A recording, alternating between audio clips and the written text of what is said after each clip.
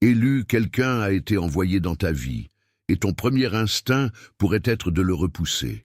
Non pas parce qu'il ne te convient pas, mais parce que tu t'es tellement habitué à la déception que la bienveillance te semble maintenant suspecte.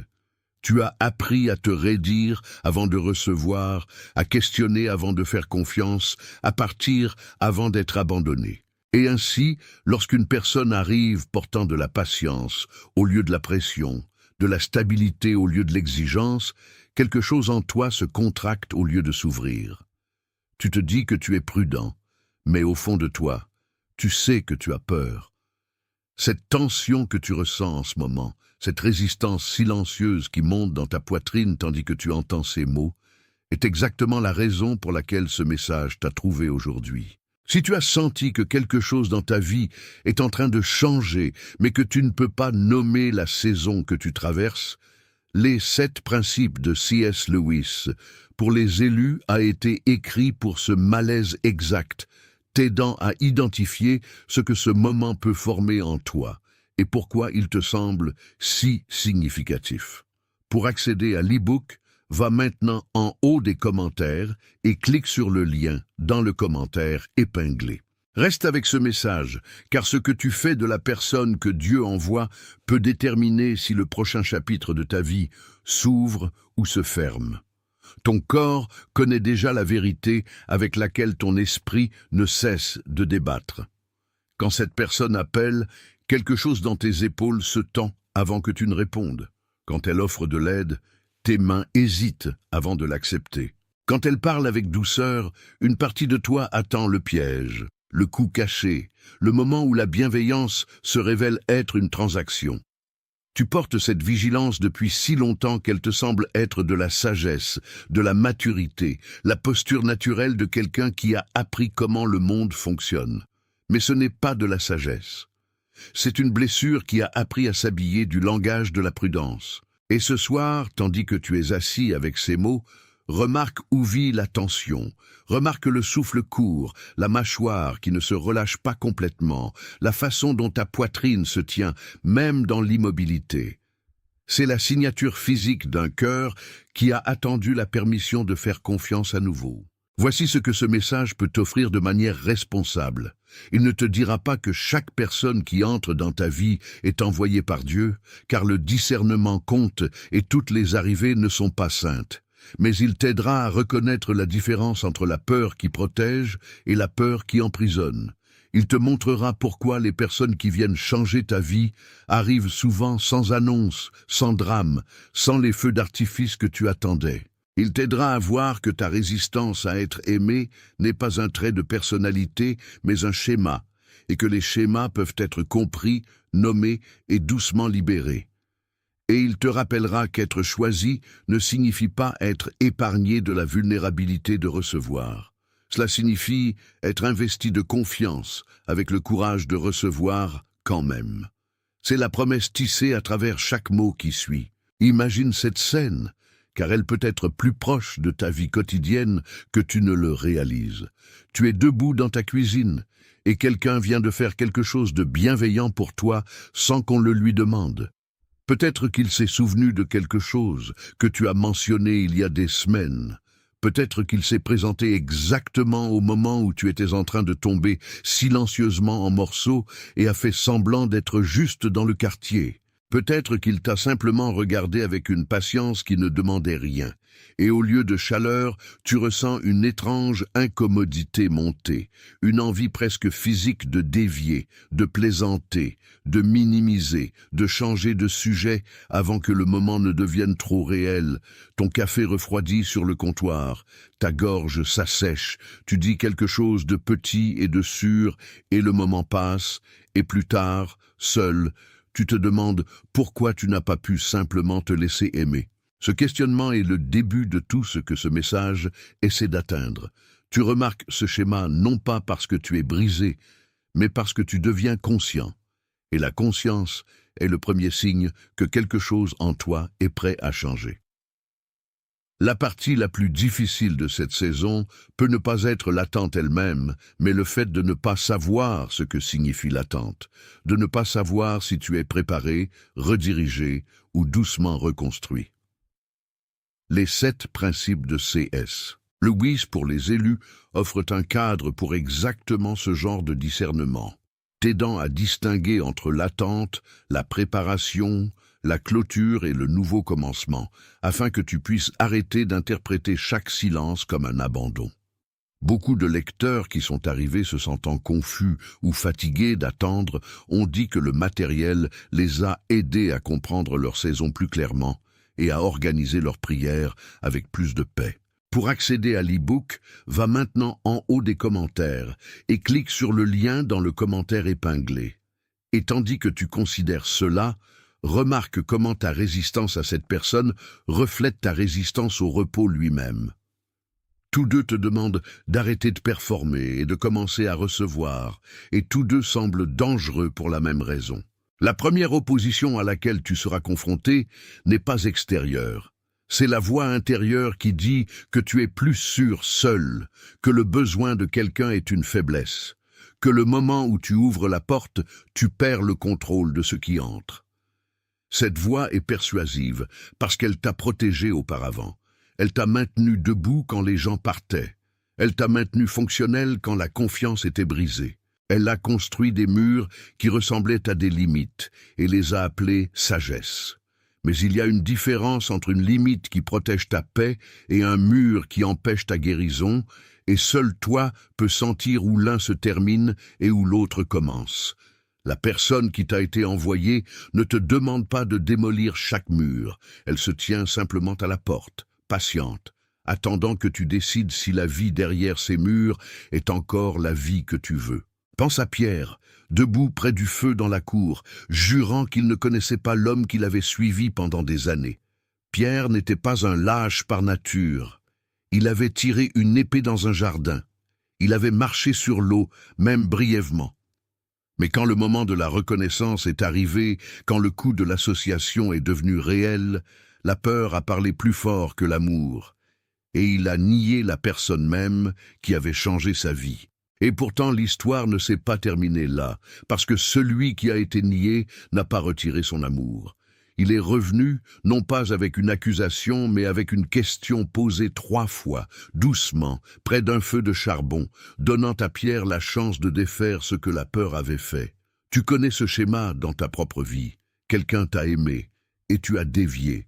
Quelqu'un est resté, et tu l'as testé jusqu'à ce qu'il parte presque. La question n'est pas de savoir si tu as fait cela. La question est de savoir si tu laisseras l'histoire se terminer différemment cette fois. Le coup d'ignorer ce signal n'est pas une punition, c'est la répétition. Tu rencontreras la même leçon portant des visages différents, dans des villes différentes, dans des saisons différentes, jusqu'à ce que tu t'arrêtes enfin de courir assez longtemps pour l'apprendre. Chaque fois que tu repousses la personne envoyée pour t'aider, le schéma s'approfondit, les murs deviennent plus épais, et la solitude devient plus familière que le risque de la connexion. Tu commences à interpréter l'isolement comme la paix, sans réaliser que la paix et l'engourdissement ne sont pas la même chose. Ta vie de prière devient plus silencieuse, non pas parce que Dieu a cessé de parler, mais parce que tu as cessé de t'attendre à ce que les réponses arrivent par les gens. Et lentement, presque imperceptiblement, la partie de toi qui a été faite pour la communion commence à se fermer comme une pièce où personne n'entre plus, accumulant la poussière, tenant des meubles dans lesquels personne ne s'assoit, attendant qu'une porte s'ouvre que tu refuses obstinément de déverrouiller. Alors que ce soit le moment où tu arrêtes de négocier avec ta propre guérison, la personne qui est venue à l'esprit, tandis que tu entendais ces mots, celle dont la patience t'a troublé, dont la bienveillance t'a déstabilisé, dont la présence a semblé être à la fois un don et une menace, cette personne peut être la réponse même aux prières que tu as priées dans une saison plus sombre et que tu as oublié avoir priées. Tape 777 dans les commentaires comme une simple confirmation que tu reconnais ce qui t'est dit, et puis reviens à ces mots. Parce que la reconnaissance sans réponse n'est qu'une autre forme du même vieux schéma. Et tu n'as pas été amené ici pour te répéter. Ce contre quoi tu te bats n'est pas la personne. Tu te bats contre la partie de toi-même qui croit que tu dois gagner ce qui est donné librement, qui croit que l'amour sans souffrance est un amour sans profondeur, qui croit que si tu n'as pas saigné pour cela, cela ne peut pas être réel. Cette croyance ne vient de nulle part. Elle t'a été enseignée par chaque relation qui t'a fait payer l'affection avec ta paix, par chaque saison où la seule bienveillance que tu as reçue était enveloppée de conditions. Mais la personne qui se tient maintenant à ta porte ne demande pas de paiement. Elle ne tient pas de registre. Elle est simplement présente, et sa présence te pose une question que tu as évitée pendant des années. Et si tu avais le droit de simplement recevoir? Et si la porte que tu as si peur d'ouvrir ne menait pas à une autre déception, mais au repos même pour lequel tu as prié? Et voici où la reconnaissance seule ne suffit plus, car tu peux voir le schéma clairement et ne pas encore savoir quoi en faire. Les 7 principes de C.S. Lewis pour les élus sont un compagnon pratique pour exactement ce moment, offrant une réflexion guidée et un discernement pour les décisions quotidiennes qui déterminent si tu ouvres la porte ou la gardes fermée, t'aidant à identifier le prochain pas fidèle au lieu de réagir par la panique ou de te retirer dans la passivité. Pour accéder à l'e-book, va maintenant en haut des commentaires et clique sur le lien dans le commentaire épinglé, parce que la vérité est que tu sais déjà ce que tu dois faire. Tu le sais depuis le moment où ce message a commencé. Ce dont tu as besoin n'est pas plus d'informations, mais le courage d'agir sur ce que ton esprit a déjà confirmé. Ton esprit essaiera de te raisonner hors de cela. Il dressera la liste de chaque risque, de chaque échec passé, de chaque argument logique pour lequel garder ta distance est le choix mature et responsable. Ton corps essaiera de te protéger par la tension, par la fatigue, par l'envie soudaine d'être occupé chaque fois que la personne s'approche. Mais ton esprit, plus silencieux que les deux, attendra simplement. Il ne criera pas, il ne forcera pas, il tiendra la vérité doucement, comme une lampe tient la lumière, stable et disponible, prêt pour le moment où tu arrêteras de débattre et commenceras à écouter. Apprendre à faire la différence entre ces 3 voies, l'esprit raisonneur, le corps réactif et l'esprit reconnaissant, est le début du discernement vers lequel tout ce message te pointe. Cela ne signifie pas que tu ouvres ta vie à tout le monde. Le discernement n'est pas la suspicion, mais ce n'est pas non plus la naïveté. Il y a des gens qui entrent dans ta vie pour prendre, et il y a des gens qui entrent pour donner, et apprendre à faire la différence fait partie de la maturité que cette saison construit en toi. La personne envoyée pour changer ta vie n'exigera pas l'accès. Elle ne te mettra pas la pression. Elle ne punira pas ton hésitation par le retrait ou la culpabilité. Elle restera simplement constante, et sa constance te semblera étrange précisément parce que tu n'y es pas habitué. Fais attention à comment tu te sens après le temps passé avec elle, pas pendant la performance de la connexion, mais dans le calme qui suit. Te sens-tu plus toi-même ou moins? Ressens-tu la paix ou te sens-tu géré? Ton esprit connaît déjà la réponse. La stratégie de tout ce qui s'oppose à ta guérison n'est pas dramatique. Elle n'arrive pas avec le tonnerre. Elle arrive comme distraction, comme l'urgence soudaine de choses qui n'ont pas d'importance, comme la fatigue qui fait que la connexion semble être un effort, comme la comparaison qui murmure que les autres reçoivent l'amour facilement parce qu'ils sont d'une manière ou d'une autre plus dignes que toi.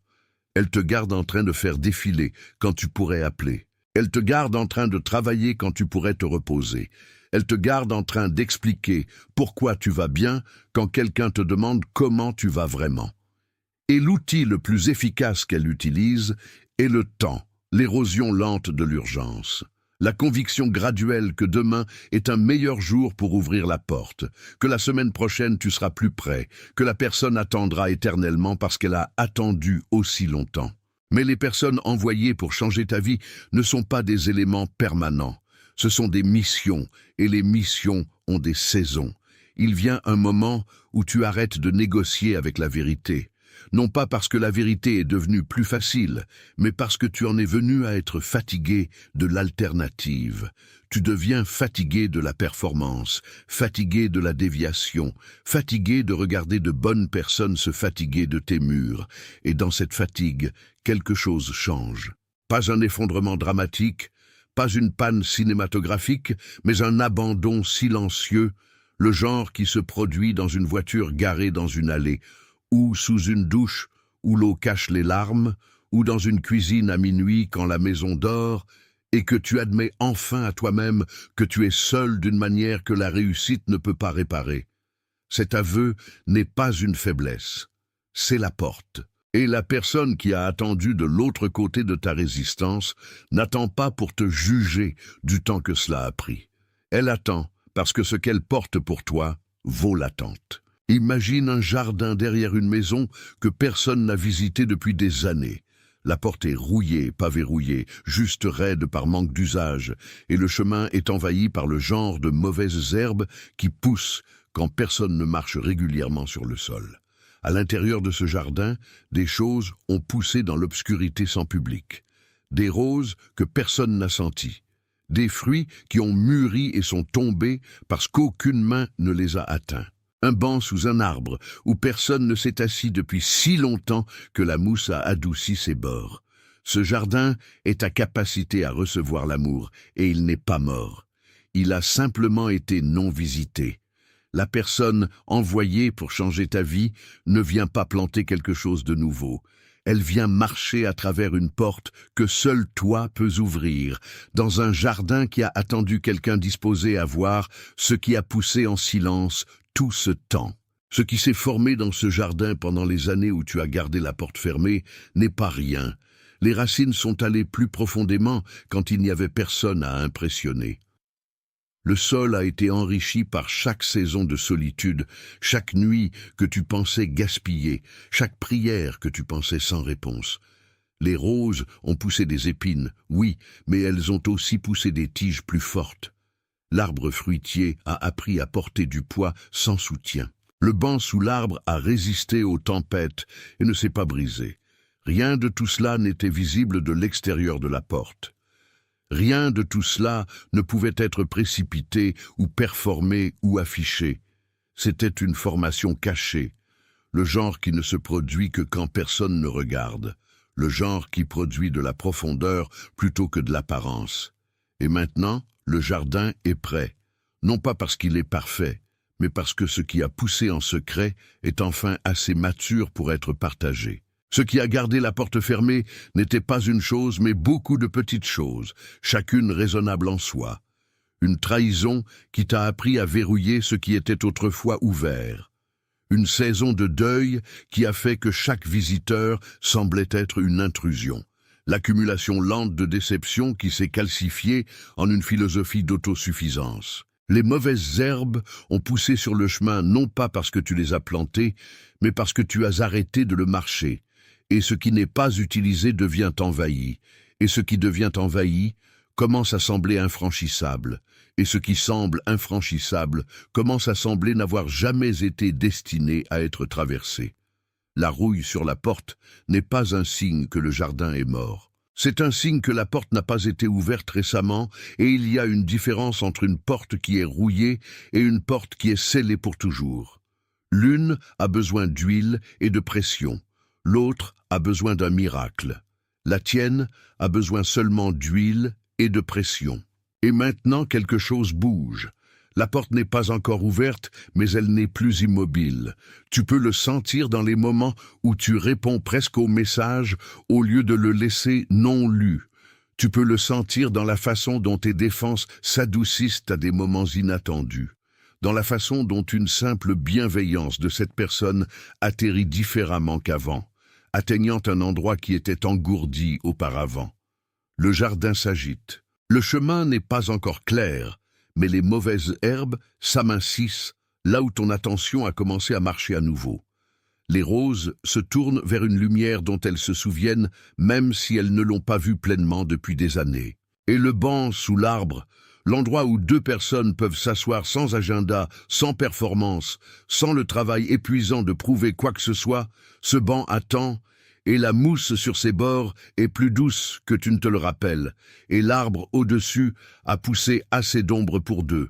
Si tu peux voir le jardin, si quelque chose dans ces mots t'a montré ce qui a poussé derrière ta propre porte fermée, tape. Je le vois dans les commentaires, et puis reviens à ce message. Parce que le voir est le début, mais ce n'est pas la fin. Et ce qui se passe ensuite dépend de si tu es disposé à marcher vers la porte avec ta propre main sur le loquet. Revenir vers la personne qui a été envoyée n'est pas une performance. Tu n'as pas besoin d'arriver avec un discours, avec une explication pour chaque mur, avec une excuse répétée qui couvre chaque année de distance. Tu as simplement besoin de te présenter, présent, honnête, disposé à être vu sans l'armure. Le jardin n'a pas besoin d'être parfait avant que quelqu'un y marche. Les roses n'ont pas besoin d'être arrangées. Les fruits n'ont pas besoin d'être polis. Ce que la personne vient voir n'est pas l'aménagement paysager, mais la vie. La preuve que quelque chose de réel a poussé en toi-même quand tu ne le croyais pas toi-même. Et l'acte d'ouvrir la porte, aussi imparfaitement que ce soit, aussi tremblante que soit ta main, est lui-même le retour. Pas un grand geste, pas une transformation dramatique, juste une main sur un loquet, un souffle retenu et relâché, une porte s'ouvrant sur des charnières qui se souviennent comment bouger. Voici une pratique pour les jours à venir. La prochaine fois que cette personne te contacte, que ce soit par un appel, un message ou une offre d'aide, fais une pause avant de répondre. Pas pour calculer, pas pour répéter, mais pour remarquer quel est ton premier instinct. Est-ce de dévier? Est-ce de minimiser? Est-ce de dire que tu vas bien quand ce n'est pas le cas? Remarque-le simplement, nomme-le silencieusement, et puis choisis une réponse qui est d'un degré plus honnête que ton instinct. Pas un dévoilement complet, pas une inondation de vulnérabilité pour laquelle tu n'es pas prêt, juste un degré de vérité de plus. Si ton instinct est de dire « ne t'inquiète pas pour moi », essaie de dire en fait « aujourd'hui était difficile ». Si ton instinct est de changer de sujet, essaie de rester dedans pour une phrase de plus. De petites ouvertures, pratiquées quotidiennement, sont la façon dont les portes qui ont été fermées pendant des années commencent à se balancer librement à nouveau. Voici une autre pratique, et elle est différente de la première. Avant de dormir ce soir, assieds-toi en silence pendant 3 minutes et laisse-toi sentir le poids de ce que tu as porté seul. Ne prie pas avec des mots. N'organise pas tes pensées. Assieds-toi simplement et laisse ton corps reconnaître qu'il a porté une charge qu'il n'a jamais été conçu pour porter seul. Sens tes épaules, sens ta mâchoire, sens l'endroit derrière tes côtes où vit la solitude. Et puis, dans ce silence, imagine poser la charge, pas sur le sol où tu la reprendras demain, mais dans des mains assez fortes pour la tenir. Ce n'est pas une technique, c'est un abandon, pratiqué chaque nuit, jusqu'à ce que l'acte de relâcher devienne aussi naturel que l'acte de serrer l'était autrefois. Il y a de la miséricorde dans les limites que tu apprends à fixer, et il y a de la miséricorde dans les limites qui ont été fixées pour toi. Toutes les portes qui se sont fermées n'étaient pas une punition. Certaines étaient une protection. Toutes les personnes qui sont parties n'étaient pas une perte. Certaines étaient un dégagement. Les limites que tu construis maintenant, celles qui disent « je recevrai l'amour mais je ne m'abandonnerai pas moi-même pour le garder », celles-ci ne sont pas des murs. Elles sont le cadre autour du jardin, la structure qui dit que ce qui pousse ici est précieux et mérite d'être protégé. La personne envoyée pour changer ta vie respectera ses limites, parce que quiconque est vraiment envoyé reconnaîtra qu'un jardin avec un cadre est un jardin qui a appris sa propre valeur. Et les pauses que tu apprends à prendre, les moments où tu choisis le silence plutôt que la réaction, le repos plutôt que la performance, l'honnêteté plutôt que l'impression, ces pauses ne sont pas des retards. Elles sont le rythme d'une vie qui est enfin vécue au rythme de la vérité. La décision devant toi est plus simple que tu ne l'as faite. Il ne s'agit pas de savoir si tu dois faire confiance à tout le monde. Il s'agit de savoir si tu dois faire confiance à celui-ci, à cette personne spécifique dont la constance t'a troublé précisément parce qu'elle est réelle. Tu n'as pas à décider aujourd'hui si tu dois lui faire confiance avec tout.